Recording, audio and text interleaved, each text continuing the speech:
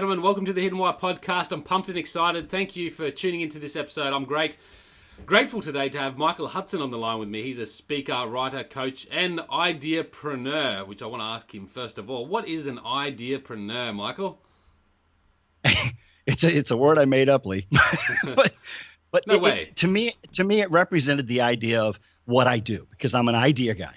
And my objective is to generate and build businesses and products and courses and programs off of my ideas. So actually, I say I make it up. I'm not made it up. I'm not being quite honest. Someone said that to me one night when I introduced myself to them and told them what I did. They said, "Oh, so you're kind of an ideapreneur." And I thought, I love that. You mind if I use that? And I have no idea who the person was, but I've used it ever since. It does just what it just did for us. It gives us a chance to chat. And I've just revealed a little bit to you about what I do.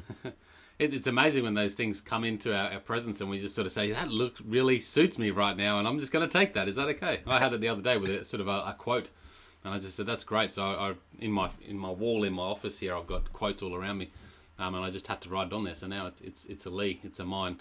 So I use it. I love it. What do you do? Like ideas? You create ideas and offer them to other people? What's the deal with your idea production? Well, Lee, the real context is, my core fundamental belief is that everybody's journey has meaning, and that many of us put a lid on our success because we don't figure out how to get the message that our journey has taught us out of our minds and out of our mouths and out of our hearts. And worse yet, that we put a lot of stuff into our heads that stops us from doing that. So, most of my work is about helping people get clear on what their message is, what the idea is they're trying to share with other people. What the idea is that really means the most to them, that connects with their passion, and that really, it's a little bit of a spiritual context perhaps, but really is your reason for being here on the earth. And so, I think most people get jammed up because they can't come up with the idea of how do I say this, or how do I do this, or what do I do with it? So that's what they come to me for, from a coaching perspective. And obviously, I do coaching on presentation skills and things like that, and work with companies to get clear on their messaging and so forth. But it's really all around that core central theme of how do we take the idea you've got in your head and turn it into a message that, number one, you speak into your head in a way that keeps you aligned and focused and on purpose, and that you speak to other people that lets those you're trying to serve raise their hands and say, hey, I'm in, and makes those that you shouldn't be trying to serve say, you know what, that's not for me. So I suppose it's a matter of, do people come to you once they know their idea, or do people come to you to get assistance with searching for that idea? Is it?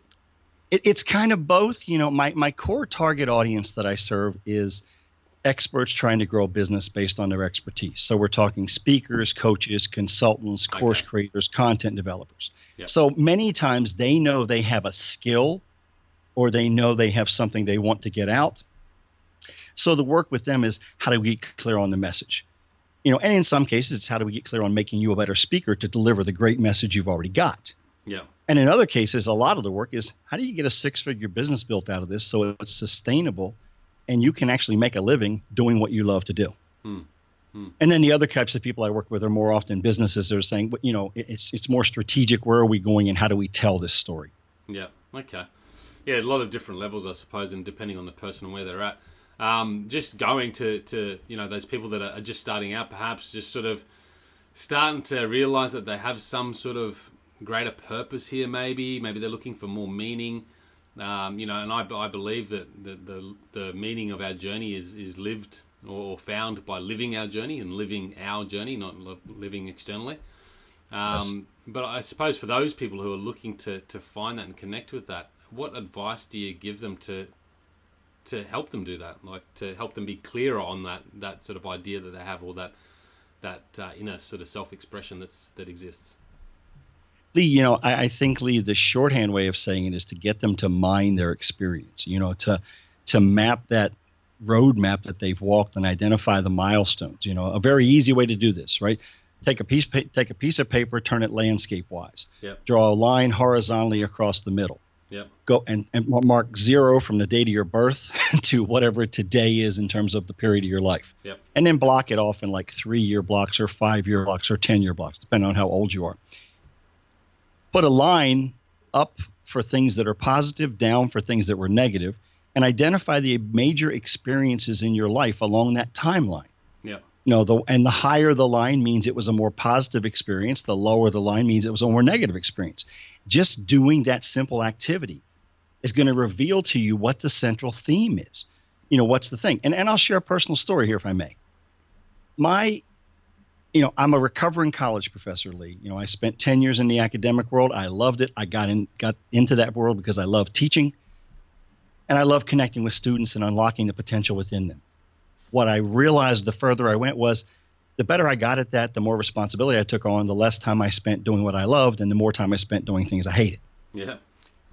And so, that's the ultimate trappings of life, isn't it? I mean, the ambition, it can often cause it or limit our ability to really live freely. Well, yeah, and it got me into a position where I realized I wasn't happy anymore, and so then moved forward. I, went out on my own, left that world. I built a niched business. I ran it for 15 years. I was doing a lot of work that was having an impact, but I wasn't fulfilled. Yeah. And I sat down and did the very exercise I just described. Now, here's the interesting thing. Prior to that, I had always seen myself as a guy who's here to help you grow your business. I'm a strategy guy. I'm an idea guy. What I realized was the common theme in my life was communication. And I think that comes from the fact that I'm a verbal processor. The way I understand the world is to talk through it. So, I had the experience as the kid in elementary school where I was constantly talking and asking questions because I was trying to understand. And you probably know what the teachers were doing. Shut up, Michael.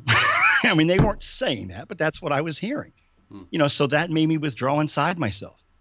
Then I had a very difficult experience when I was 8 and 9, where I was sexually molested for about a year by someone who threatened to kill me if I ever told anyone. So I buried myself inside myself.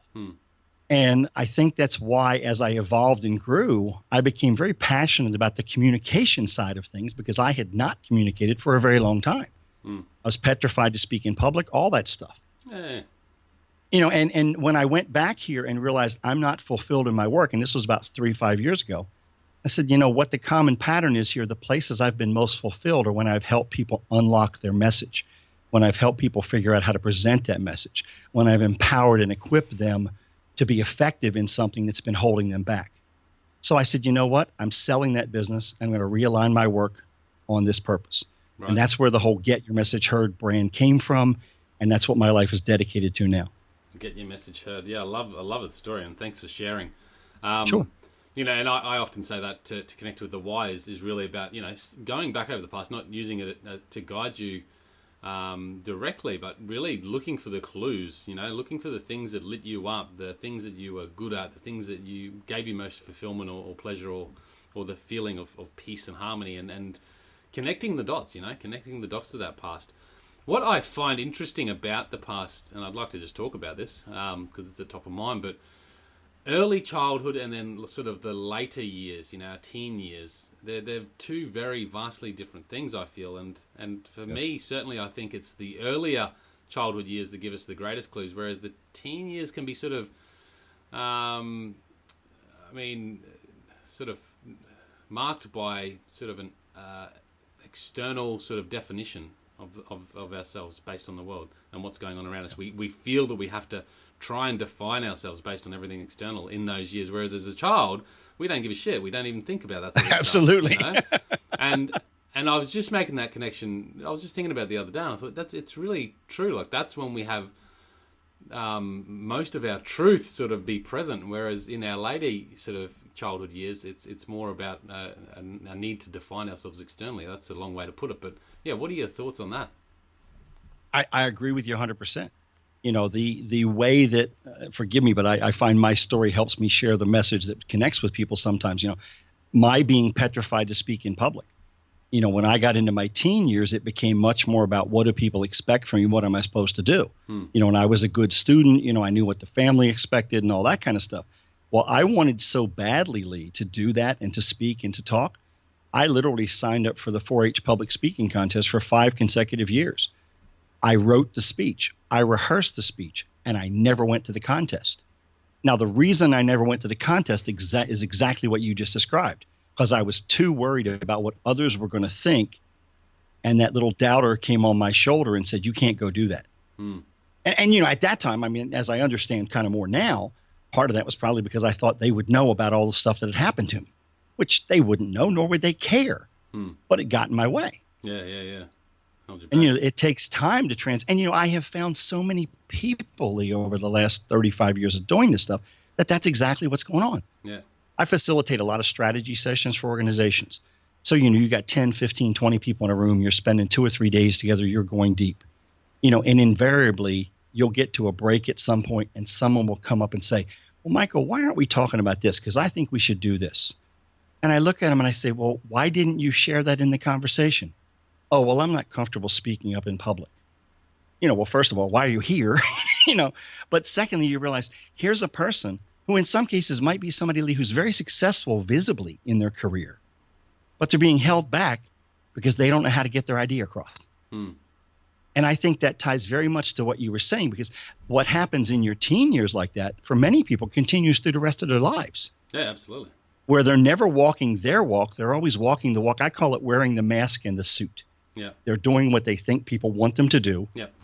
And the saddest thing is we get rewarded for that. So we like it, so we keep doing it. Yeah. Well, it's and then all about being inevitably we rewarded get to or a point where it punished. stops, right? Yeah. Say that again? It's about being rewarded or punished. I mean, that's when the conditioning starts, and it really starts. I mean, it starts from an early age, but reflecting back on my childhood, and I haven't really done this much recently, but I loved getting on camera and speaking and, being in that sort of position. But as I grew older, I got more shy and reserved, and my voice was not heard.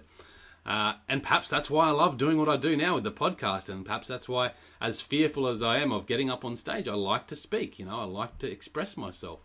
And it's really fascinating. But you're absolutely right. Those teen years, we start defining ourselves, and if we're not aware, we allow that self-definition to depict our journey going forward, and that journey is not the best. And I think that my message that I want to give is, it's that conditioning, that journey that takes us away, causes the most of our suffering in our life. And as soon as we can become aware of that and start trying to do the work to reverse that and live our own journey, then we can find greater happiness. Yes, and that exercise I was talking about, if you do that mapping, what you're going to find is you'll spend most of your time worrying about the stuff below the line, not the stuff above the line. Now, I think the stuff below the line often reveals stuff, but you need to look at that stuff above the line. What were those highlight experiences? What did they tell you? Because they're where your real passion is. If it gave you that much reward, that's where you need to be. Don't spend so much time looking below the line at the negatives. Say, what was the lesson I learned? How do I apply it to do more of the stuff that's above the line so I can align myself? Because, I think we all love when we're doing what we are good at, and we all hate when we're doing suck at. Absolutely, yeah. But a lot of people are spending their entire lives doing stuff they suck at because it's what they think everybody thinks they should do. Yeah. And that's just in the way, man. It's kind of messed up. I mean, it just doesn't work. But I mean, this is why I do the show, and this is why I like talking with people like yourself, mate, because we can hopefully share some great value. And I think also, like, looking beyond that stuff below the line and looking at those things that cause us the pain or suffering, or the things that we hate, it's not necessarily about just losing them or getting rid of them. It's about looking at why they exist. Why are they there? Yes. And what is true about them, really? I mean, for most of the stuff, it's all just a story that we create in our minds. And again, that gives reason why we should focus on it. If that's is that the story that we want to tell ourselves? It's not, is it? So, well, there are very few things that have inherent meaning, right? Most things have the meaning we ascribe to them, or we assign to them, or we give them the power to have over us. Yeah. And I think if you can really work through it, and it's not easy, I'm not trying to oversimplify something here for your audience and your listeners, but if we can mine those things that are below the line and realize, what did I really learn there? So take my case. I didn't speak up about something that happened to me that was horrible. And I didn't speak about it, Lee, for 25 plus years. Wow. I just hid it away, and pretty much, I won't say I ever forgot about it, but I never paid attention to it. Well, what did I learn? Well, what was the lesson when I went through this exercise of drawing the line? What was the lesson? The lesson was speak up. You can't sit on something that's not good and not tell people. That doesn't help. And, and that's a specific scenario, but there are lots of scenarios like that in life, where people see something and, it's they're in a career and they're sitting there and they're looking, they're saying, this isn't right, but they're not willing to make the step to say, hey guys, this isn't right. They're willing to tell you or me over a beer, Yeah. Or they're willing to complain about it in but they won't take the guts to step up and say this is a problem And confront it. And And to me, that's among, on the downs, the under the line lessons for me were always places I recognized, had I spoken up, had I spoken out, had I said something sooner, somebody would have experienced less pain. In some of those cases, it was me. In other cases, it was other people. Yeah, yeah. And the experiences above the line were almost always places where I had stepped out. I mean, I love vision. I think that life is about one fundamental thing. You have a vision for why you're doing the Hidden Why podcast. You know the person you're trying to touch and the kinds of people you want to impact. And when you go out and start speaking that vision, you make it a reality. You bring those two together. Well, that's what I discovered above my line. Every time there were the really high points, it was because I'd taken the guts to say, here's what I think is possible. Here's what it could be. How do we get it done? Yeah. As opposed to going below the line saying, no, I'm not the right guy to say that. I'm not good enough. Who wants to listen to me? What do I know? And all that stuff. Yeah, and that's where most of us hang, below the line. Yes. That's the ultimate truth of it all. I love it, and my mind's just gone in many different directions right now from what you just said. So let's see how. This is the idea thing, Lee.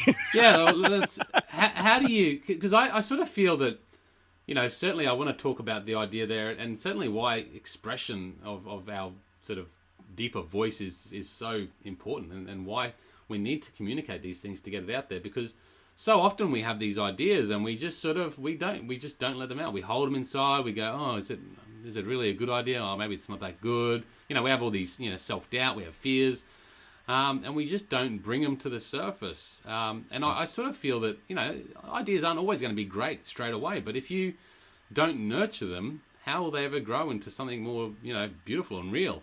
If you just give yourself that self-doubt and lock them away. What are your thoughts on that? I think you're absolutely right. I think, and see, I think, Lee, to me, there's a bigger purpose there, right? If you have the idea and you hide it away, you're doing the world a disservice. Yeah. I mean, that may seem big and that may seem bold, but it's true. You're doing the world a disservice because you may be the one who got that idea when nobody else got it. And because you don't share it, we never get there, or it takes us longer to get where we need to go. Yeah.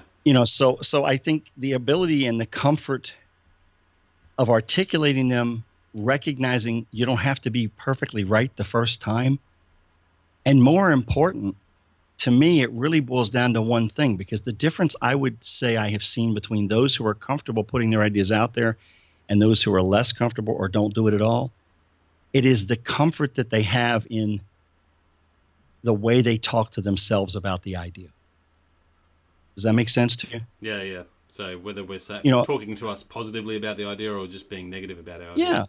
Yeah. The first person you got to convince with any vision is yourself, right? You didn't get up leader. Yeah, absolutely. Yeah, you didn't get up one morning and say, I'm going to start this podcast. Let me go ask 100 people what they think. You got up and you built this vision over however many weeks or months it took you, and you said, I'm going to go do this. Why? Because I believe it's important. Why? Because my experiences, my journey has revealed to me that people need to do this. I want to be their guide and help them do it. Well, the first person you had to convince was you. Yep. The first story had to be told in here. And if you stop telling yourself that story, what happens? You stop doing it. Yep. That's the essence of what we're talking about. Leading your own journey. Yeah. It is, and realize we and are realize our greatest leaders. Yes, and you get to define it, right? Nobody else gets to define your journey for you. I mean, I find unused potential perhaps the most deplorable thing that exists in the world. When you see someone who has so much potential and they're holding it back. Yeah. And that's one of the things that drives me a lot, because that unused potential, untapped potential, there's a block there that's making them not bring it forward. One of my goals is to help as many people as I can unlock that block so they can bring it forward.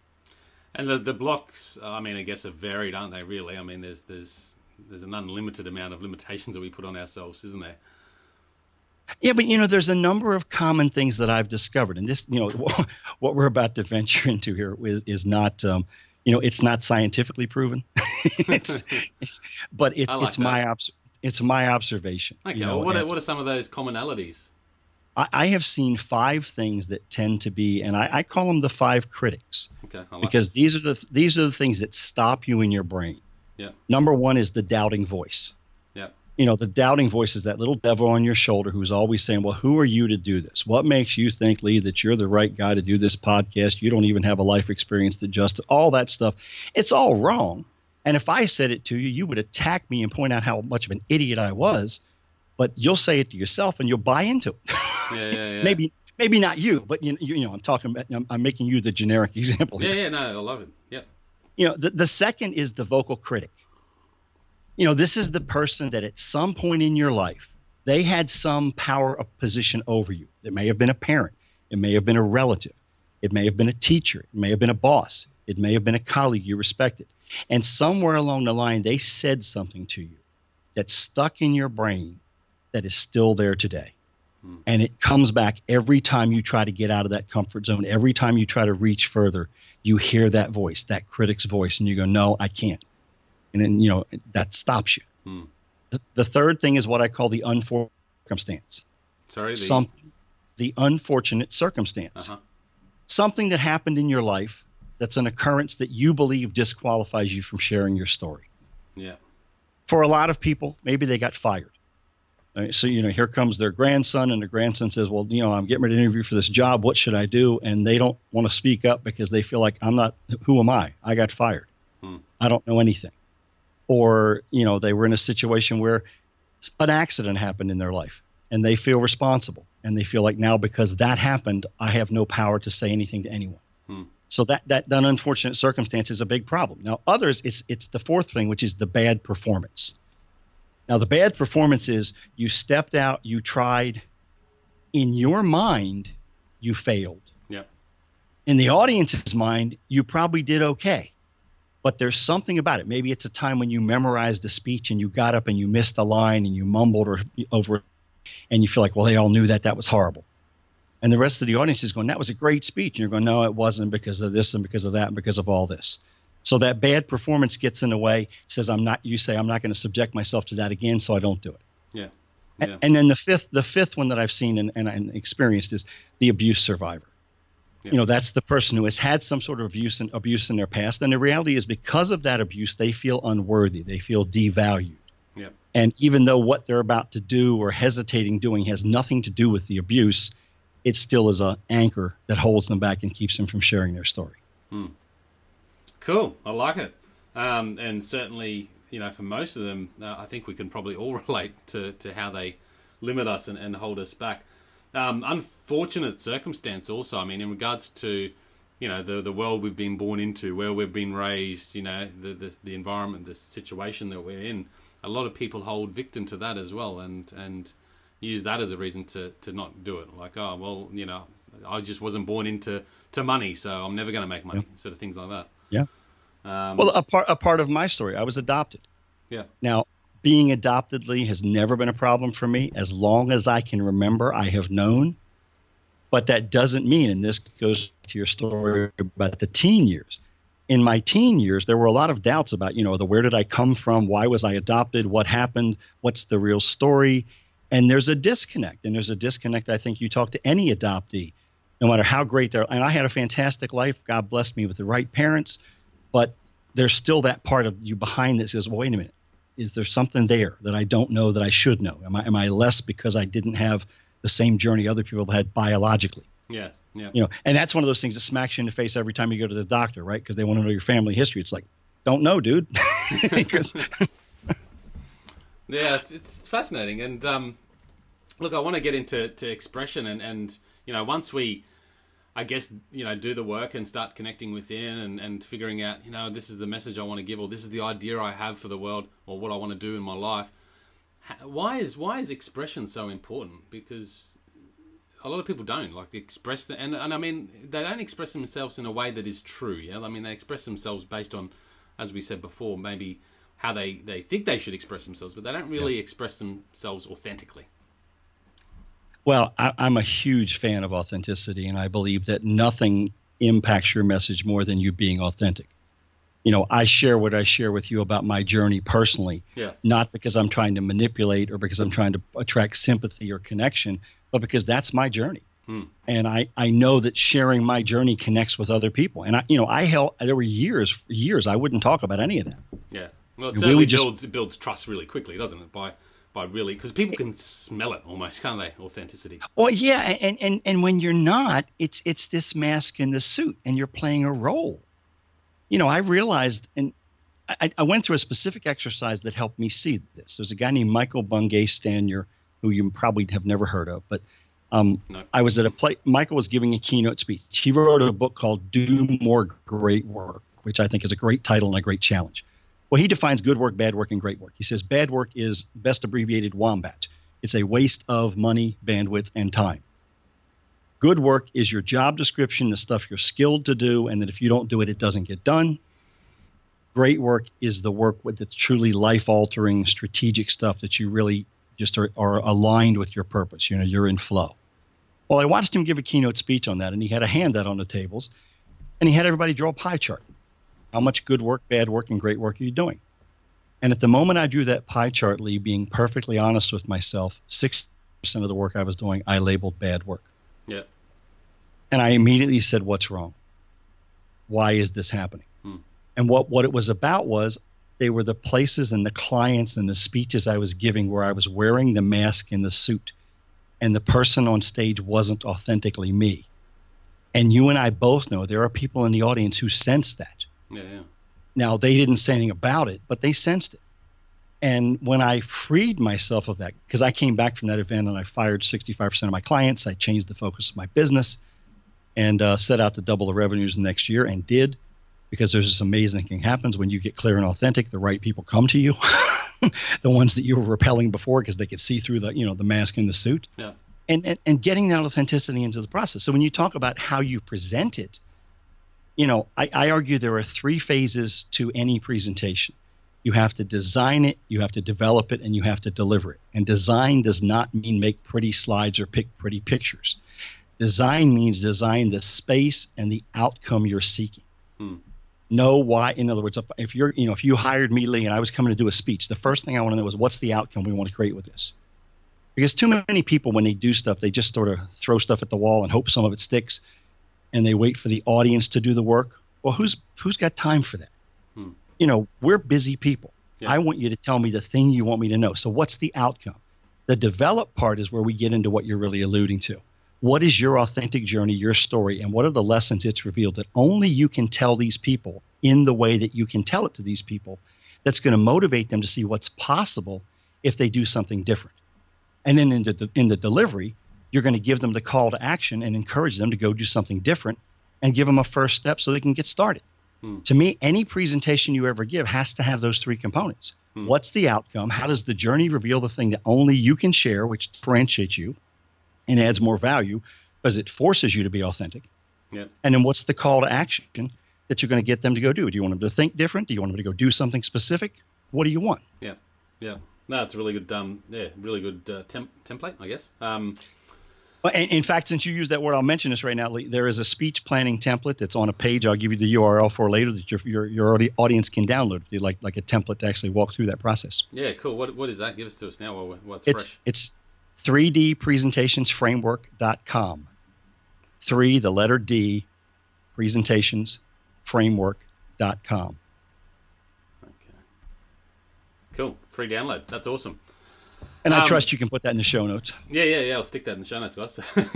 Excellent. Yeah, really cool. So I suppose for me, just going back to authenticity for a second too, and it's something that's can be hard to do. Like, it can be really hard for us to be vulnerable and be authentic because of such a long time. Perhaps we've told ourselves this story that was created from a young age, teenage years, etc. And it's sometimes I feel and I question my authenticity often, but previously I never did. And if I look back in my corporate career, I really wasn't being authentic. I was being the man in the suit behind the mask, and it was really fucking uncomfortable. Yeah. I'll be honest. I didn't like a lot of it, but I tried to do it because I thought that's what I needed to be to have my success in that realm. And to be honest, just being aware of authenticity, just having that in the back of my mind, it makes me question the things I do, and that has helped me be more authentic as I've traveled along, and really more authentic in how I express myself. to a point, you know, and I'm not there yet. I still think there's some things that I cover and mask. But there's a point now where I'm almost to that ability of just expressing myself and not giving a damn, you know? Yeah. And that feels good. That feels really good. And it does. It connects much, much more greatly. It's a liberating thing, right? And it liberates you. But more than anything, it liberates the person you're talking to. Hmm. You know, I was in a mastermind session that a group I paid to belong to, and the facilitator was pushing us a bit on the authenticity thing one day. And he pushed me really deep into sharing the story that I sort of glossed over with you about the molestation and the impacts it had on me and so forth. And pushed far enough that I really realized something I had never acknowledged before, which was that one of the reasons I had never shared the story was my fear that people would project the blame onto my parents, and it wasn't their fault. But I never told them. They were never, in no way ever aware. Well, as we're going through this, one of the things that bothers me is I don't want people to feel like I'm trying to manipulate their emotions. Now, at that point, the person stopped and looked at the rest of the people in the room. There was about 12 people in the room. He said, let me just ask a question. Who in this room feels manipulated right now? Not a hand went up. One person says, I've known him for a year, and I've always felt this distance. And for the first time, I actually feel like I just saw the real person. And authenticity does that, because that suit and that mask show up. That discomfort we're feeling, it shows up somewhere. It may not be there 100% of the day, but it shows up somewhere. And when people see it, then they put a distance between, because now I'm not sure I can trust you because you're not being you with me. And so now it does feel manipulative. So the irony is people fear sharing their real story, their authentic story, because sometimes they think they're going to be manipulating people, when in reality, if they're wearing the mask and the suit, they are manipulating people. When they share their authentic story, they're building the trust and breaking through that. Yeah. This is some great stuff. It's really, for everyone, I think it's that story we've told ourselves for years that we hold on to that just doesn't reveal and allow us to express ourselves. And I really, it's on this map that I've got, which I call the Ultimate Life Map, and expression, self-expression, expression in any form, for me is really one of the key principles of life to get us towards greater freedom, fulfillment, and happiness. And I don't know what you sort of think on this topic, but what does expression mean to you? Why is expression so important in your eyes? Like real authentic expression, I guess. If you can't touch a person at an emotional level, you will never have the full impact on that person that you could have. An authentic expression inherently touches emotions. In that session I just described to you, I had tears running down my face as I was being asked those questions and talking about it. Now, I'm not recommending we do that all the time, but there are moments where that's what we've got to do. Yeah. And it's not a choice that I'm not doing this to make you feel this way. And, the whole premise of, life is about moving people emotionally. The whole passion purpose idea, right, is about touching the emotion.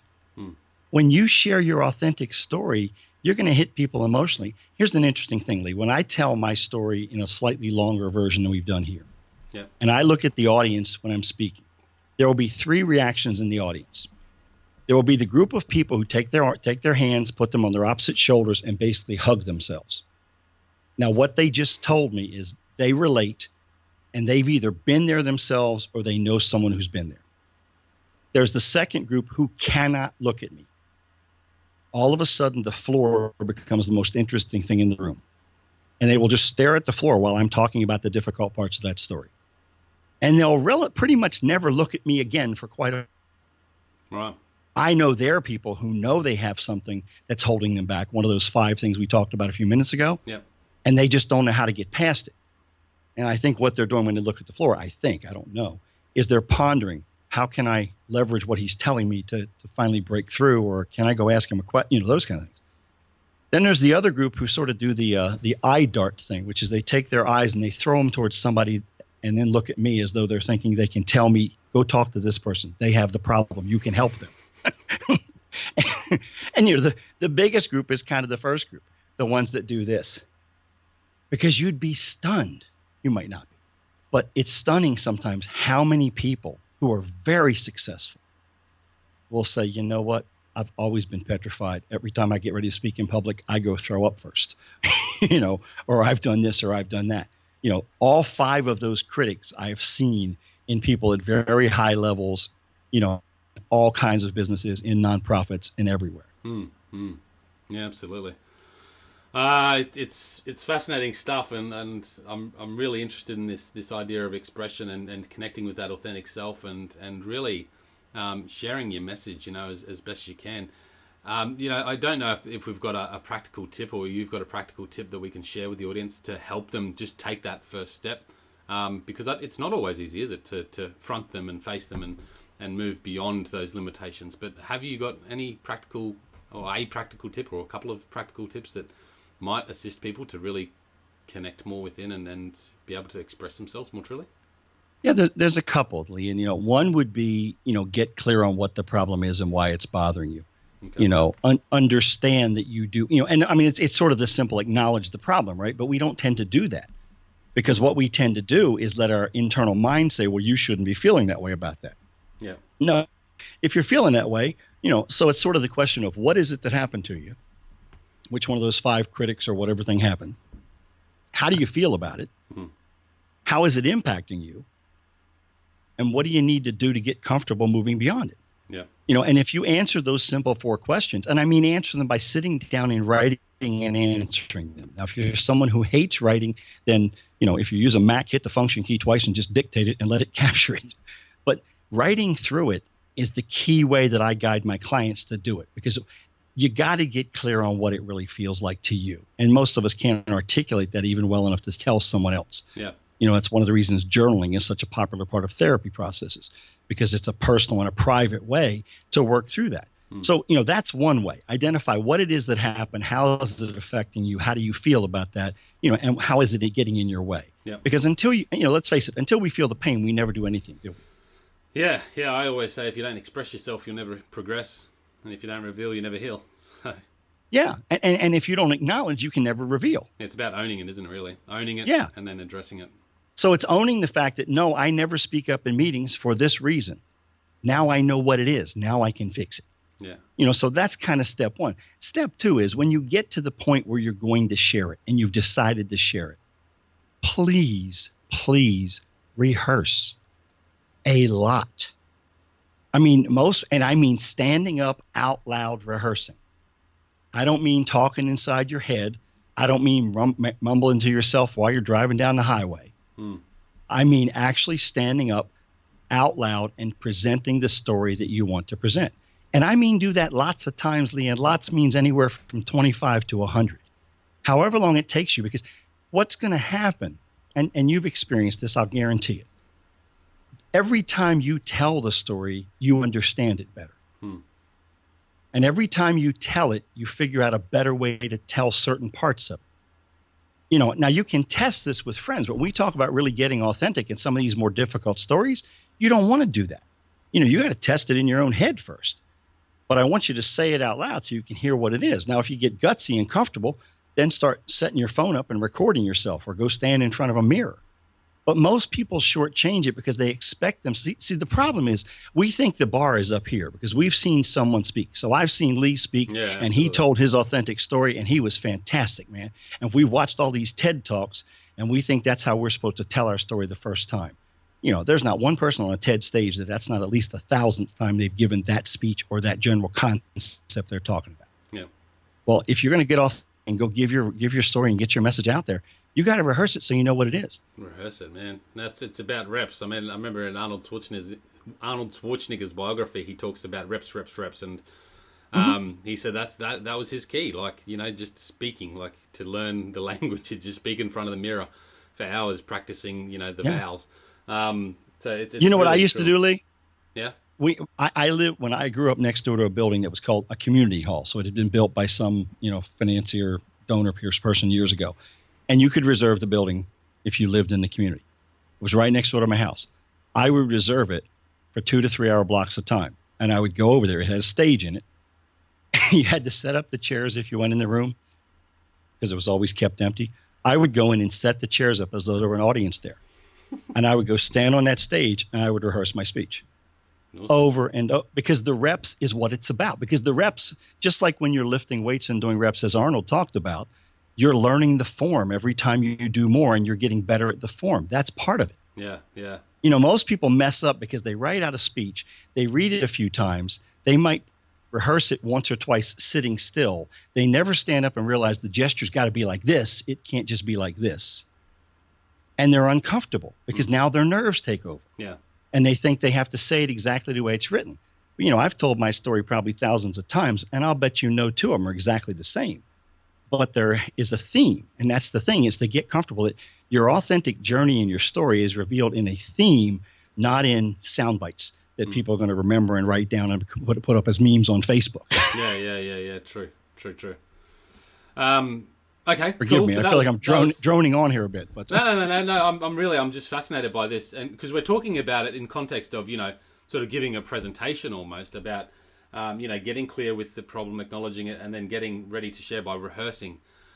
I mean, that comes to all aspects of our life is really just understanding the message you want, and then rehearsing that and not being afraid. But the question I just had in my mind was, when is too much rehearsal stopping us from actually taking action?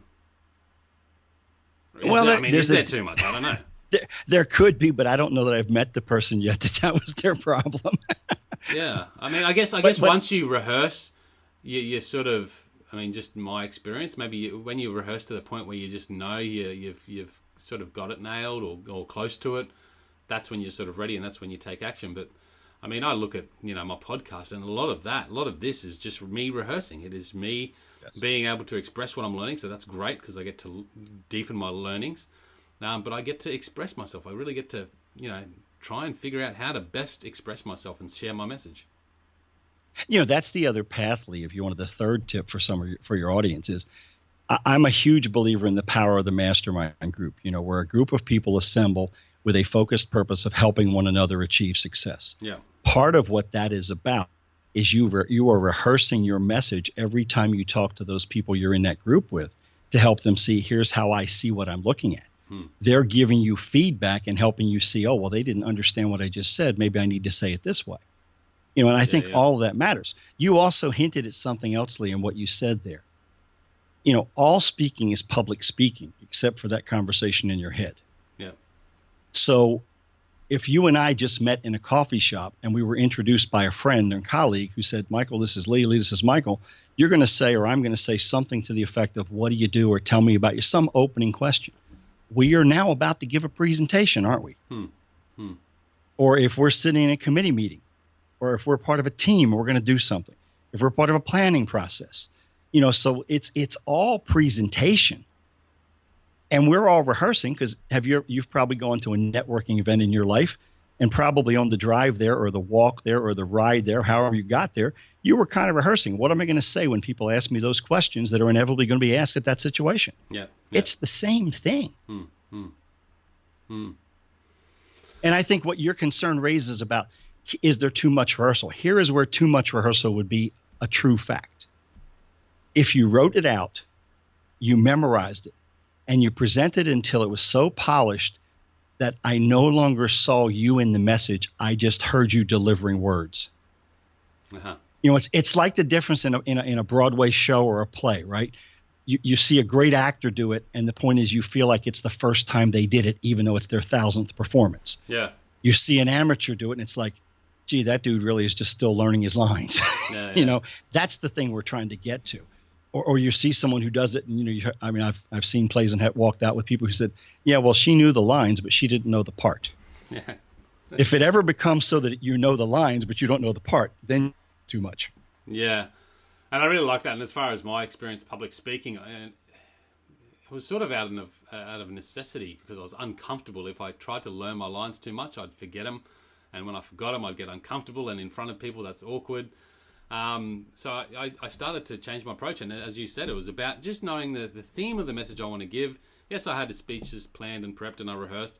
But I didn't care about the word-by-word basis. I just cared about the message. And that made me so much better standing up in front of people. Because I knew what I wanted to say, and I don't care if I said shit, poo, whatever, as long as that ultimate message came out.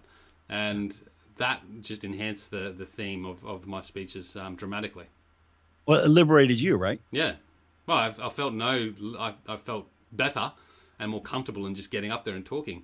I mean, now, like, I'm a very good impromptu speaker. Most of my solo podcasts that I do, because I do a couple of solo shows, are pretty much just from thoughts in my head, and I just get in front and I talk about it, which is not always the best way, and because it's not as rehearsed. To going back to that point, I screw up there. I don't really rehearse them all. I guess I rehearse them in my mind, like I sort of talk through them, but I just find it much more a more comfortable, natural way for me to talk, and I don't know if everyone's like that. What is it? Is in your experience, are people different in that sense? Yes, people are different. There are those who write out every word, and that's the way they have to speak, and they can't get past it. Yeah, okay. There are those like you and me that are comfortable. We have a frame and go, okay, I'm going to make these 3 points in this episode, and here we go. Yeah. And then there are those who need the crutch. One of the reasons that tools like PowerPoint and Keynote and other presentation softwares have made presentations suck so much is because people just puke up everything they want to say, put it on the slide, and then stand there and narrate the slide to you. Yeah. And those are the people that haven't done the rehearsal. They haven't prepared. They're also the ones who tend to be the most nervous. Being prepared and rehearsed eliminates a lot of the nerves because you don't have to fumble for the words. The other you've asked, we've talked about giving tips and secrets. One of the biggest tips for anybody in presenting anything, anytime, anywhere is to realize something. Whoever you are speaking with, whether it's an individual, a small group, or a large audience, wants you to succeed. Yeah. Because if you don't succeed, you've wasted their time, and they're worried that they'll feel embarrassed for you, and they don't want to have to do that. So they want you to succeed, and you're the only one knows the order the words are supposed to come out of your mouth in. So just let them come. Yeah. But I think the more comfort you get, and I'm sure you've got this. I'll bet you there's some stories you've told multiple times, Lee, that they're about 95% the same every time you tell them. Yep. The color of the moment, tweak them, but that's what happens, right? That's why I'm saying stand up, rehearse out loud. The more you tell that story, the more you realize, well, that resonates well, that works. The pacing there was good. There's a certain story that I've told in speeches for about the last 15 years. And I realize it's always slightly different, but there's those theme lines and that storyline and that flow that is always the same. Yeah, because it's worked and sometimes good.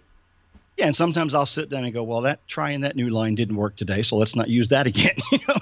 But I think that's the other part, right? You've got to become a student of the power of message. Every conversation becomes an evaluation for you of how could I have done that better? What did they do? What worked? What didn't? And what's next? Yeah. And again, going back to self-expression and our progress on our own journey, that's what is so essential. Like, we have to get up there and do what works. There goes my heater beeper. Do what works. Express yourself. And when you do something that doesn't quite resonate or gel with the external life, don't let that fail you, and don't let that stop you from doing it. Like, if you stand up on stage and you screw up, let that be a learning and get back up on the stage. Same with life. Yep. If you go out there and start expressing yourself and you screw up, don't let that stop you. Get back out there and try something different and keep those things that have worked together. Anyway, mate, I just realized the time. I just looked at that too. We've been talking quite a while. It's been good. I'm obviously enjoying it, right? So let's jump into these last questions. Ask all guests, mate. So I'll leave them to you to answer. If you can answer them in a sentence, that'd be cool. Okay. First one is: do you have any routines or rituals that you believe contribute to your success? I'm a huge fan of morning routines, and my quick recommendation is go get the book The Miracle Morning by Hal Elrod and follow his Savers concept. It's a process of silence, affirmations, visualization, exercise, reading, and scribing. I do those things every morning before the rest of the world's up and awake, and it contributes to my day being successful and getting what I want done. Yeah, absolutely agree. What advice would you give your 20-year-old self? Build your network and never stop. If I have one regret in my life, it is that when I left the University of Illinois and then went to Cornell and then left Cornell and went out on my own, I let my network that I had in those places slip, and that was a huge mistake. If I give this advice all the time to kids, who are young, graduating, and, encouraging them, keep the network alive. When you get a business card, put it in, contact the person, stay in touch. And my most positive success about this is a kid I told this to on a bus 12 years ago. he asked me that because he knew I was a speaker and I was coming in, and he was driving the bus for the hotel. And he said, "What's your best piece of advice for a kid like me?" He said, "I want to be successful. I'm 19 years old. I'm in college." I said, "Build your network and stay in touch." You realize that kid sent me a birthday card every year since for 12 years, and I've never seen him again. I think we're friends on Facebook, That's amazing, huh? So that's my advice. So he'll get there, that's for sure. That sort of, attitude is just, powerful. What is your meaning of success? For me, success is about one thing: helping others. Helping others see what's possible, helping them push through the things that are in their way, overcome the obstacles, shortcut the learning curve. So anything I can do to do that for people is a success to me. Some people would say, well, it's about the money, it's about this. Well, if you do that enough, you're going to get the return of the money and the income and the value and so forth. Yeah. You've got to help people first. Yeah. Okay. And have you got a piece of productivity advice that you'd like to give to the audience, something that can help them be more effective? I have to be honestly, when I read this question, I laughed because there are people who know me well that would go, "You're going to give productivity advice?" But because my creative side, and I'll bet you the same thing, watching us work doesn't seem like we're being productive to a lot of other people. But two tools I use. One is a tool called Focus at Will, focusatwill.com. And that's a soundtrack site. And it has, 10, 12, 15 different styles of music that you can have slow, medium, or fast paced. And I find if I play that in the background, there are some styles that really keep me on focus. And as a guy who has ADHD, that's really important to me. The second thing is I use the Pomodoro technique. That's the technique of work on something for 25 minutes, then take a 5-minute break. So it's focused, concentrated attention. There's a website called tomato.es that has a great timer that you can just open up in your browser and click the button. It goes for 25 minutes and it rings and tells you that time's up, and then it goes for 5 minutes and it restarts. You can find you get a lot more done when you have a 25-minute deadline as opposed to thinking, well, I just got to get this done in the next hour or so. So those are my two tips. Yeah, good stuff. What advice would you give to someone looking to make change in their life, no matter what sort of level of change they want to create? I think it starts with one question. What problem can you solve for people you're seeking to serve? Because any kind of change to me that you want to undertake and anywhere you want to go is always going to be about what are you going to do that's going to help someone else. We don't succeed on our own. We don't have impact as much on our own. We have to have impact with others. Yeah. And I think everybody, whether you're in business, whether you're a personal brand, whatever you are, knowing what the problem is that you're seeking to solve, that your tools and gifts and skills equip you to solve, gets you way down the road and makes change a lot easier because you don't go down a lot of false paths. Yeah, good point. And what's your favorite food? Sashimi. These are yeah. Just about any kind, man. Give me a little sake with it, I'm even happier. No, mate, I'm in the land of it. And I've just... Yes, you are. I've just given up eating meat, so that changes the... Yes, it does. Changes the landscape a tad. But what is your favorite leisure activity? I have to always say this carefully because I want to make sure people get that it's a 2-word phrase here. Watching food porn, which is a reference to the cooking shows that we have proliferating here in the U.S., or cooking in my kitchen. I mean, to me, cooking is the ultimate relaxation because it includes everything I love and care about. You're communicating, with the palate, you're communicating with the audience.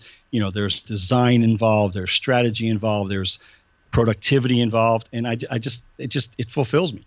So when you and I finish, I'll go upstairs and I'll cook dinner for my wife and I. That's just the way our life is, and I look forward to that half hour or an hour of the day more than the other ones sometimes. It's amazing, isn't it? Because I'm the same. I love it. And my wife can't stand really getting in the kitchen. But it just drives. You're blessed. You're blessed then, right? Because when both of you are in there, it can be a real problem. Yeah, absolutely. There's no one else in my kitchen when I'm there. Unless it's my daughter. I get her involved now. But there's a great show that I've been watching.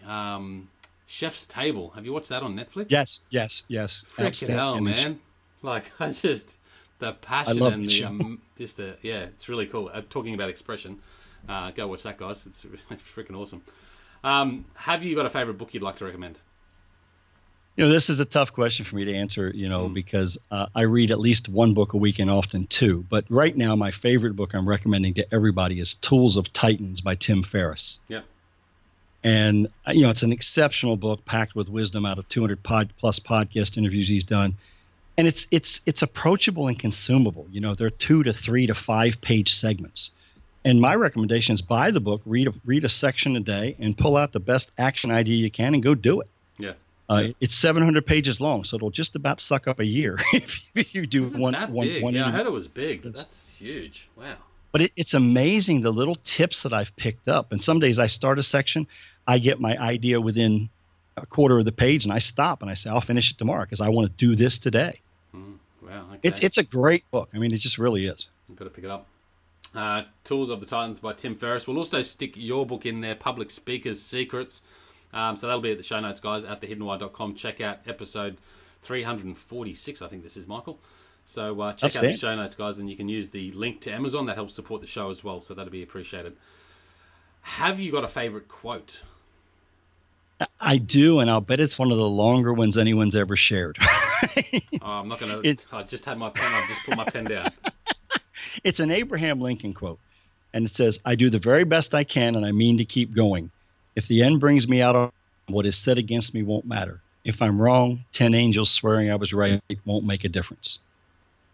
And I love that quote because to me it says everything that anybody who has a message needs to remember.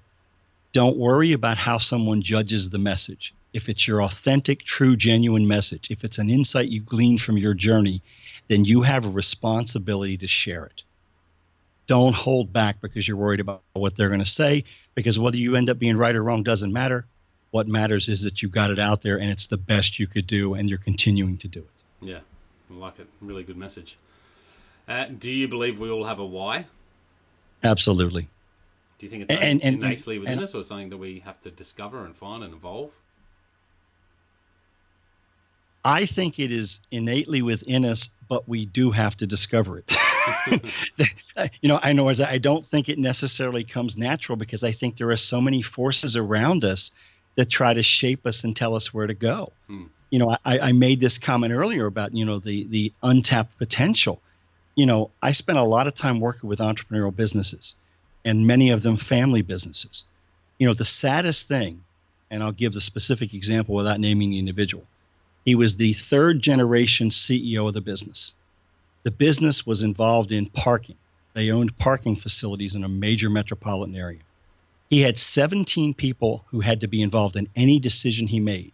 And in the time I spent with him, all he did was shuffled FedEx envelopes, sending documents out to these 17 people. And I looked at him one time over lunch and I said, how do you like what you're doing? He said, I hate it. He said, so much so that I wish I had been born to different parents. Now that to me is a person, he had a why. And the reality was he recognized he wasn't living his why because he wasn't being allowed to live his why. I think it is innate within us, but we have to put the effort and the energy and effort forward to discover what it is. And then we have to have the guts to say, look, this is what I'm going to do. My father was a Delaware State policeman.